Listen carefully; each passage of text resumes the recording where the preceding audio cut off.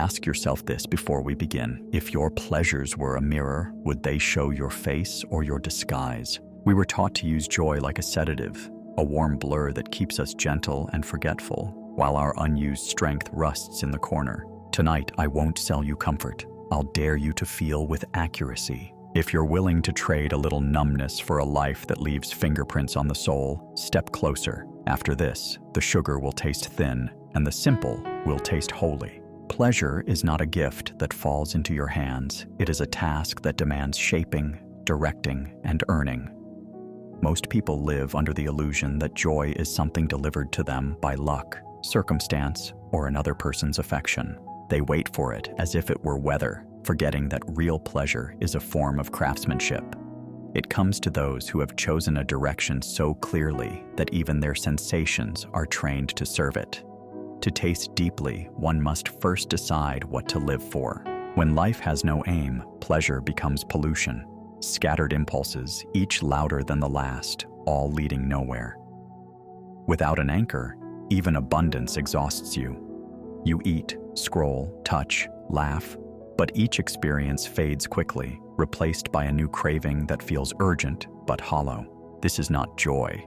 It is consumption pretending to be fulfillment. The human animal can consume endlessly, but the human spirit can only be nourished by what has meaning. To forge true pleasure, you must treat it as an instrument of power, not a drug for escape.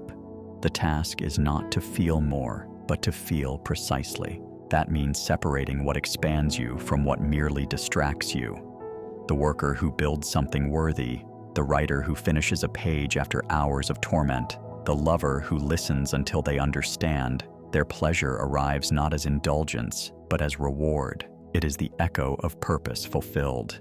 The taste of joy after effort carries a strange gravity. It makes you proud to be alive. Pleasure without discipline is like fire without a hearth. It burns, but it gives no warmth. Direction transforms your desires from noise into melody. Every act of restraint, every no said in service of a higher yes, refines the instrument through which pleasure plays. You learn to enjoy the quiet between notes, the stillness after effort, the weight of completion. This kind of joy cannot be bought or borrowed. It must be built, and building requires endurance. When you forge pleasure rather than chase it, the smallest things become radiant. A simple walk after meaningful work feels like revelation. A moment of silence after chaos becomes sacred. You begin to see that intensity does not depend on extravagance, but on awareness. Pleasure becomes less about adding and more about perceiving, less about escape and more about arrival. You do not need more to feel more. You need to be more awake to what already is. So the task of pleasure is not to seek, but to sculpt, to live in a way where every moment, even pain, serves your creation of self. Pleasure is not the opposite of struggle. It is the child of it. The truest satisfaction comes not from ease, but from becoming capable of joy that does not fade when comfort ends. There are two kinds of pleasure, the kind that sedates and the kind that awakens. The first is herd pleasure. It soothes the timid, flatters the senses, and asks for no courage. It is comfort disguised as joy. It keeps people calm enough to obey, numb enough to forget they are wasting their potential. This pleasure collects in crowds where no one needs to think too deeply or stand too tall. The second kind is creator pleasure. It sharpens the mind, stretches the soul, and arrives only after effort. It is the satisfaction of shaping reality rather than submitting to it. One dulls you, the other defines you. Herd pleasure lives in repetition. It is the movie you've seen 10 times, the endless scrolling, the unearned praise. It gives a quick spark and then a quiet void. Its goal is comfort, not expansion. People who settle there begin to confuse safety with happiness. They fear stillness because stillness might expose how shallow their joy has become. They chase noise, parties, trends, approval, and mistake it for vitality. But this kind of pleasure does not build you. It pacifies you. It keeps you manageable, predictable, and far from the edges of your own power. Creator pleasure, on the other hand, is born in friction. It does not flatter your laziness. It demands you earn every moment of sweetness through creation, through confrontation with what resists you. When you write something honest, sculpt an idea, endure the training that turns weakness into skill, there is a pleasure that arrives afterward, not as a sedative, but as a spark of recognition. It tells you, I am alive and my effort has meaning.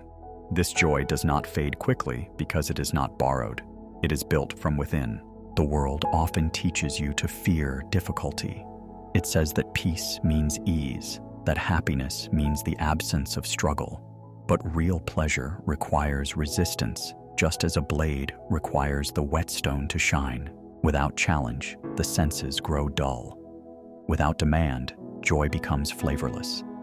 You can only appreciate depth after you've known the surface too long. True pleasure comes from intensity, from doing something that requires the full use of your strength, your mind, your will. Only then does pleasure taste like truth rather than distraction. Comfort is a sedative. Creation is an awakening. The one lulls you into passivity. The other forces you to feel your edges. Herd pleasure whispers, stay safe. Creator pleasure commands, grow. One consumes, the other contributes. The choice seems small, a night of comfort or a night of labor, but over years it separates those who merely exist from those who become. The comfortable remain dependent on stimulation. The creators become self-sustaining sources of light. Every time you resist the easy path and choose the meaningful one, you carve your soul a little deeper. The pleasure that follows is sharper, rarer, and infinitely more alive. The richest pleasures refuse to be chased. They appear when you stop bargaining with sensation and start wrestling with tasks worthy of your strength. When you pursue meaning, pleasure follows like a shadow that cannot be separated from your stride. Hunting pleasure directly turns it into a frightened animal. The closer you run, the faster it flees. You catch only the echo, never the song. But when you take up a difficult aim and give yourself to it without the constant glance toward reward, the song returns and fills the room. Overcoming is the alchemy that sweetens experience. Effort arranges the senses so that joy has a form to inhabit. A mouth that has known hunger tastes bread more deeply. A mind that has solved a hard problem finds a quiet that no entertainment can imitate. When you work towards something that outlives your mood, you place your nervous system under new laws. The distractions that once ruled you lose jurisdiction. You cease to measure the day by comfort and begin to measure it by creation.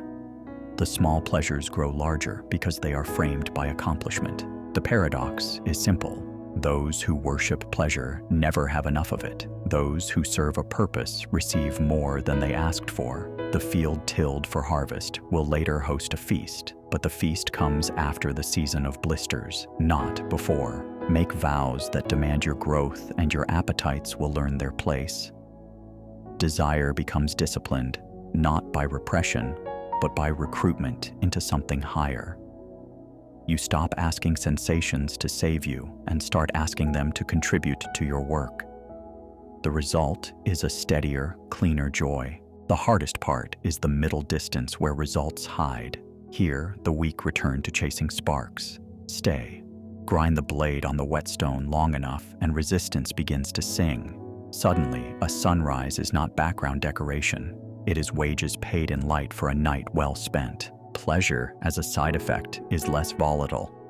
It does not depend on the approval of a crowd or the novelty of a purchase. It depends on whether you kept the promise you made to yourself when no one was watching. This makes it unstealable and difficult to counterfeit. There is a dignity that appears only after exertion has burned away the need to be entertained. You become the kind of person for whom a glass of water after training tastes like a philosophy, for whom a quiet room after a solved problem feels like a cathedral.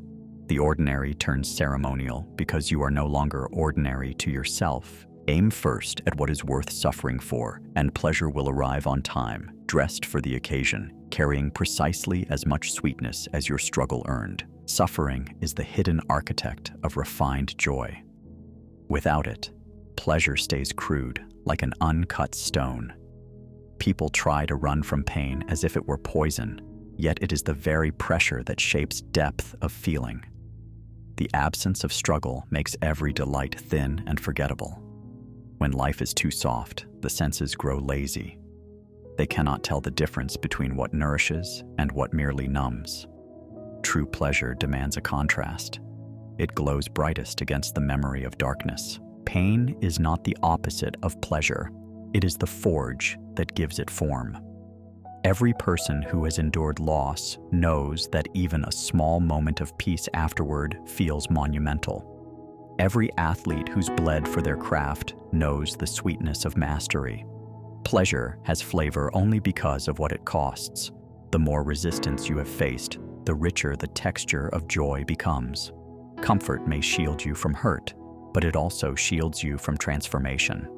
Pain, when faced consciously, turns from torment into teacher. Suffering refines your attention. It burns away the unnecessary. When you hurt, your senses sharpen, your priorities rearrange. You begin to notice details you once ignored.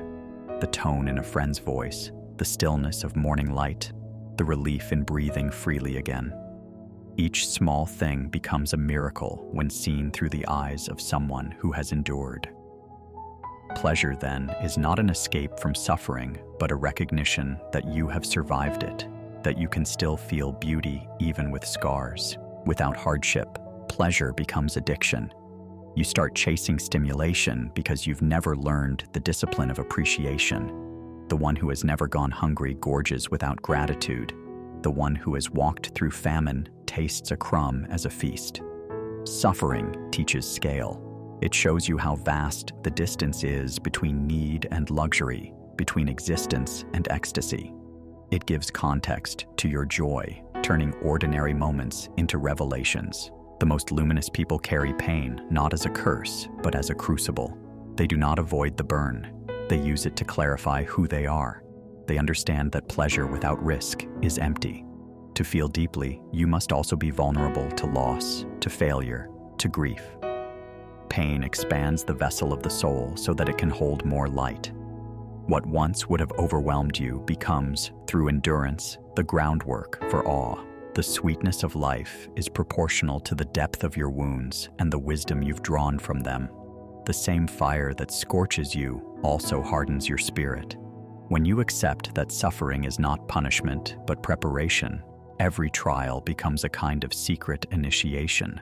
It trains your heart to detect beauty in unlikely places, in silence, in imperfection, in endurance itself. And that is how refined joy is born, not from escaping pain, but from transforming it into strength, awareness, and gratitude. Discipline is erotic to the spirit because it gathers scattered life into a single flame. Most people leak themselves through 1,000 tiny openings, impulses, notifications, whims, and wonder why nothing feels vivid. Boundaries are the shutter on the lens that lets light become an image instead of a blur. When you narrow your yes, sensation gains voltage. A schedule looks dull from the outside and intoxicating from within. It frees you from the hourly referendum on your moods. Decision fatigue is the great desaturator of experience. Rules rescue color. When the hour arrives and the action is already chosen, you step into momentum rather than negotiate with yourself again. Discipline is not a cage, it is a bow. Tension collects, direction appears, release gains meaning. Pleasure without form floods and recedes, leaving no trace. Pleasure inside a vow concentrates until even small sips feel like wine. Limits are the architects of intensity. A fast makes the first bite luminous. Silence makes the first note vibrant. Abstention is not hatred of life. It is respect for the charge that returns when you stop handling everything at once. You are not reducing your world. You are raising its resolution. Ritual is discipline shaped for the soul's mouth. The repeated beginning teaches your nervous system to anticipate depth. Light the same candle, open the same notebook, lace the same shoes, and watch how quickly your attention bows. The body learns the doorway, and attention enters without force. To keep a promise to yourself is a sensual act of power. The mind relaxes because it trusts your word, the will hardens because it has evidence, and the senses open because there is no hidden war inside. This inner alignment is why ordinary things suddenly gleam. A glass of water after training, a shower after labor, the evening air earned by focus. Discipline also edits desire. It doesn't smother appetite, it curates it. You stop asking for constant stimulation and start craving precision. The question shifts from what will distract me now to what will deepen me further. In that shift, pleasure loses its jitter and gains gravity. Boundaries protect the sacred from the swarm. Without a fence, the garden turns to path. Your mornings belong to whoever shouts the loudest until you assign them to what matters. The boundary is the declaration that your day will not be colonized by accidents. From that sovereignty, even rest becomes potent because it is chosen, not stolen. There is beauty in becoming difficult to move, not rigid, but rooted. Discipline gives you weight, and weight gives your joys a place to land. The world cannot toss you like a leaf, and so your experiences do not skim your surface. They sink, they season, they stay. To love your fate is to stop arguing with reality. It is to look at every wound, every delay, every loss, and say, "This too is mine." Most people waste half their life resisting what already is. They curse the circumstance, replay the betrayal, wish for a different past. But the moment you resist what has already occurred, you divide yourself. You become two, one living, one lamenting. Acceptance is not weakness. It is the reclaiming of energy trapped in protest. When you stop fighting the irreversible, you can finally shape what remains. Fate is not a script written to crush you. It is raw material handed to you to sculpt meaning from. Some receive pain and let it rot into bitterness. Others take the same pain and carve from it the wisdom to live awake. The difference lies in response, not in fortune. The artist and the victim may both suffer, but the artist turns it into color, texture, and depth. To love your fate is to say, "I will not let this moment go unused." Every event becomes a tool. Every heartbreak becomes a studio. When you refuse to accept fate, suffering multiplies. You endure the pain of what happened and the agony of wishing it hadn't. To embrace it is not to enjoy it, but to understand its necessity. Pain is part of the grammar of growth. Remove it, and meaning collapses. Life gives you both light and shadow, so you can perceive shape.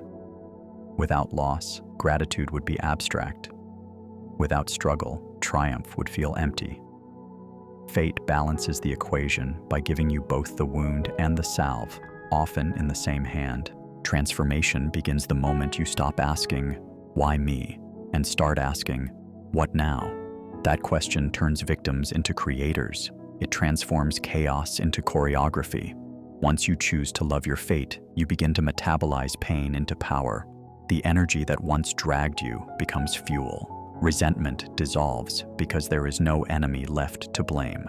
Even the cruelest memories become sources of strength once they are integrated into your story. People fear this idea because it sounds like surrender, but it is the opposite. It is the deepest form of defiance, the refusal to let circumstance dictate the quality of your being. When you love your fate, you become untouchable. Misfortune can strike, but it cannot define. You take the storm and build ships out of it. You use what was meant to break you as the foundation for what cannot be broken. Loving fate does not mean blind optimism. It means intelligent gratitude. It means knowing that everything that has happened, pleasant or not, has prepared you for everything that is coming. It means seeing your scars as scripture written in your own blood. When you can thank life for both the sweetness and the sting, you no longer need guarantees or control. You become free, not because life is easy, but because nothing in it can make you smaller. Pleasure was never meant to be comfort. It was meant to be revelation. The world teaches you to chase the spark, to collect moments that glitter and fade, but the truth is quieter and far more demanding. Real pleasure is not in the feast, but in the hunger that refines your taste. It is not in the applause, but in the solitude that sharpens your ear to your own heartbeat. It does not arrive as luxury, but as the reward for aligning your will with something greater than ease. The weak spend their days seeking sensation. The strong turn sensation into understanding. Pleasure, in its highest form, is not the opposite of pain, but its metamorphosis, suffering burned clean into wisdom. The one who disciplines his desires becomes their master. The one who resists meaning becomes their slave. When you embrace the full spectrum of living, the bruises, the silences, the triumphs, you begin to realize that joy is not a visitor to be invited, but a current to be joined. This is the secret most never learn. Pleasure is not a destination, but a measurement of how deeply you have lived. To the shallow, it is fleeting. To the awakened, it is infinite. When you stop running from discomfort, when you create instead of consume, when you accept fate and call it teacher, the entire world begins to glow with quiet intensity. Every breath becomes proof that life, even in its harshness, is worthy of your devotion. And so the task is simple, yet terrifying. Stop asking pleasure to please you. Make yourself worthy of it. Shape your days with discipline. Meet your pain with courage. Love your fate without condition. Then, and only then, will you taste the kind of joy that does not fade when the lights go out. Because the truth is this: pleasure does not exist to comfort you. It exists to awaken you.